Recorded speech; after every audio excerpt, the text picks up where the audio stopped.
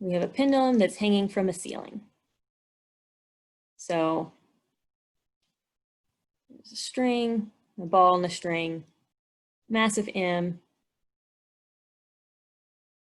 and we'll call this angle with the vertical is theta. The length of the string is L.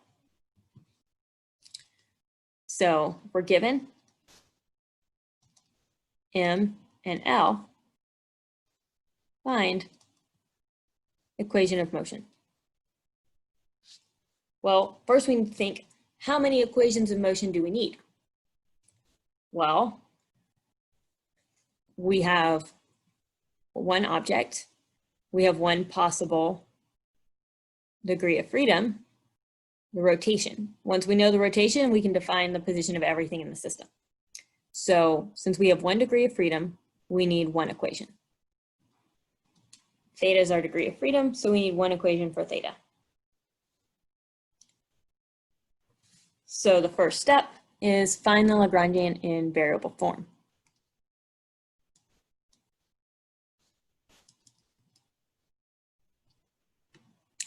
So we know L equals kinetic energy minus potential energy. So kinetic energy of this system, that's going to be 1/2 I theta dot squared. Potential energy is going to be mgh. We know those formulas, so we can plug things into here. So I, for a simple pendulum, I equals ml squared. Because the pendulum is basically a point mass, and it's a distance L away from its axis of rotation. So this is 1/2 ml squared, theta dot squared.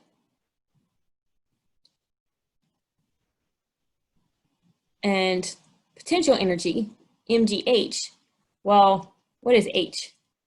We need to put in our coordinate frame. So let's say this is x, this is y.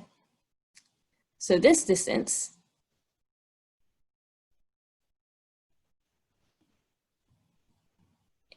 h right here is a negative.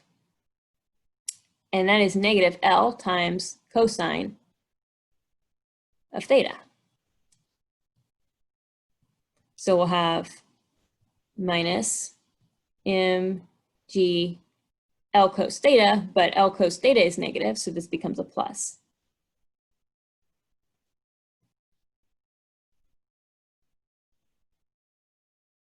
So then step 2 is take partial derivatives with respect to each independent variable.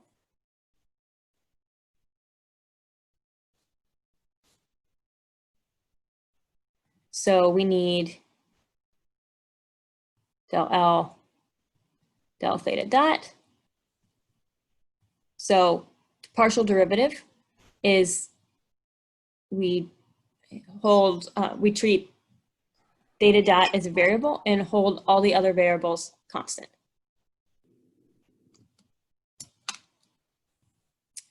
So we take the derivative with respect to theta dot. That means theta dot is our variable. So we take the derivative of this and we just have m L squared theta dot.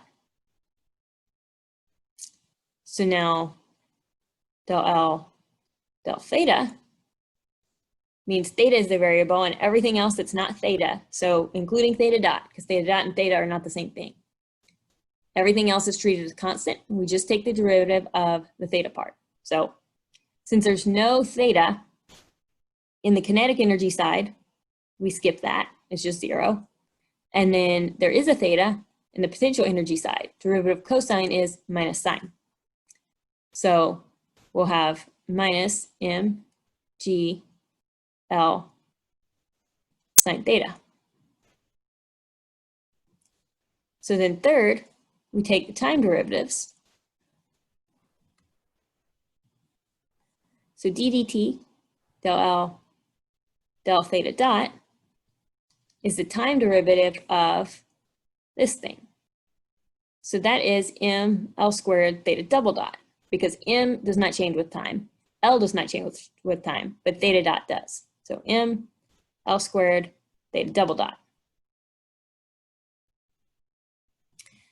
So then finally, step 4, reassemble the equation.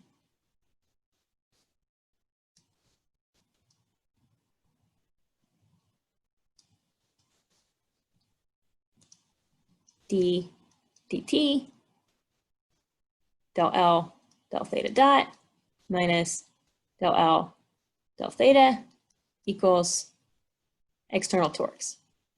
Well, there are no external torques. So this is going to be 0. So we have m L squared theta double dot minus del del theta, which is plus m g L sine theta equals 0. So this is the equation of motion for that system.